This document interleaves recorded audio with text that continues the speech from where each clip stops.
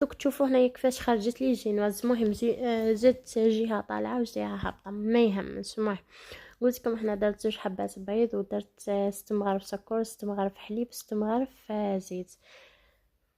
شتو انا هاد الكيكه ولا هاد الجينواس انا نستعملها بزاف، يعني نستعملها في التحليات، ولا نستعملها في هاد الكيك تاع حجم عائلي.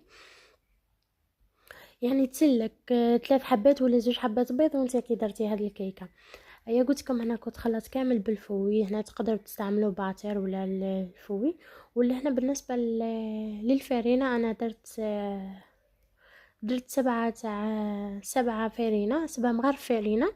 واذا كنتوا حابين ديروا الكاكاو ديروا 6 مغارف فرينه ومغرف مغرف كاكاو. ولا هنا درت باكي خميره تاع الكاطو. شفتوا انا درت باكي كامل باش تجيني طالعه.